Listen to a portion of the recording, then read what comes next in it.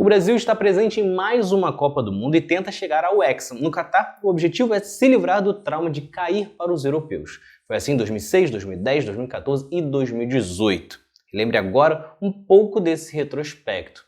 O último título brasileiro aconteceu em 2002. Na ocasião, o time, comandado por Filipão, fez uma campanha com 100% de aproveitamento. Na fase de grupos, passou por Turquia, China e Costa Rica. Depois disso, veio uma sequência de confrontos contra europeus. Curiosamente, a pedra no sapato dessas últimas edições. No mata-mata, eliminou Bélgica, Inglaterra e Turquia, até ganhar o título em cima da Alemanha. Mas apesar de todas as últimas 4 eliminações brasileiras terem ocorrido contra europeus, isso não significa que a seleção tenha que temer sempre que enfrentar um time do velho continente. Isso porque nestas Copas o Brasil também conseguiu ganhar algumas equipes da UEFA. Em 2006 e 2014, por exemplo, o Brasil ganhou da Croácia. Em 2010 foi a vez de empatar com Portugal. Já em 2018 saiu sem perder diante de Suíça e Sérvia na fase de grupos. Portanto, a questão das eliminações está mais na quantidade de europeus fortes do que uma dificuldade real. Mas vamos relembrar as caminhadas que terminaram com derrotas. A Copa de 2006 pode ser considerada a maior decepção do período, por mais que o 7-1 em casa tenha sido terrível. Mas tecnicamente nenhuma outra edição viu o Brasil chegar com tanta expectativa. Primeiro que se tratava dos atuais campeões, o Brasil viajava para a Alemanha tentando repetir o feito de 58 e 62, quando ganhou 2 vezes seguidas, algo que somente a Itália, em 34 e 38, também conseguiu. Só que além disso, a seleção contava com um quarteto fantástico, formado por Ronaldo, Adriano, Ronaldinho e Kaká. Todos viviam grande fase entre 2003 e 2006, inclusive ajudaram as conquistas da Copa América em 2004 e da Copa das Confederações em 2005. Era um grande time, mas que na Copa não correspondeu. Foram 3 vitórias na primeira fase, uma goleada por 3-0 sobre Gana nas oitavas, é verdade, mas sem nenhum brilho. Nas quartas, Parreira tentou mexer e botou Juninho no lugar do Adriano, mas não surtiu efeito. Nova atuação apagada e dessa vez eliminação para a França nas quartas de final por 1-0. 4 anos depois, o clima era outro. Dunga assumiu a seleção e montou uma equipe boa taticamente, mas sem muito brilho. Ele escolheu deixar Adriano e Ronaldinho de fora, além de Ronaldo, que fisicamente já não estava nas melhores condições. Do quarteto, só sobrou Kaká, que tinha a companhia de Robinho e Luiz Fabiano no setor ofensivo. Só que, mais uma vez, o que se viu foi um desempenho muito sem brilho. A equipe ganhou da Coreia do Norte apertado, da Costa do Marfim, e não passou de um empate sem graça com Portugal na fase de grupos.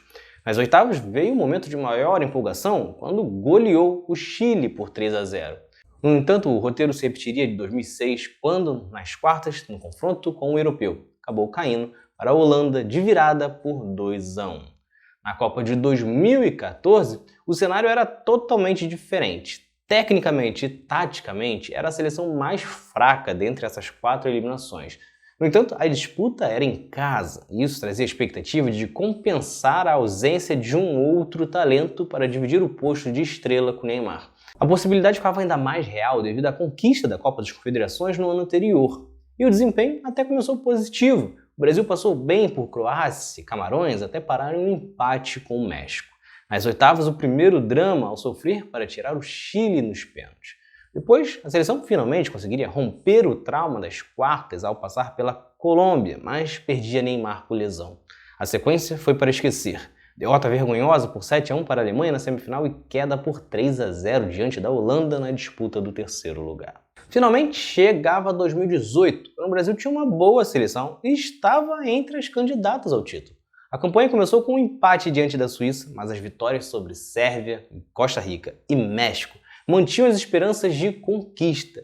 No entanto, veio novamente as quartas de final e um confronto contra um europeu forte. Mais uma vez, a seleção não suportou e acabou derrotado por 2-1 para a Bélgica. O grande desafio de fazer diferente nesta Copa do Mundo é que o Brasil sequer teve a oportunidade de fazer testes contra as seleções europeias. A UEFA decidiu criar a Liga das Nações, preenchendo assim as datas FIFA. Isso tornou quase impossível que equipes de outros continentes enfrentassem seleções de peso da Europa. Desta forma, neste ciclo de 4 anos, o time de Tite só enfrentou a República Tcheca, tendo que se limitar a duelar com sul-americanos, africanos e asiáticos.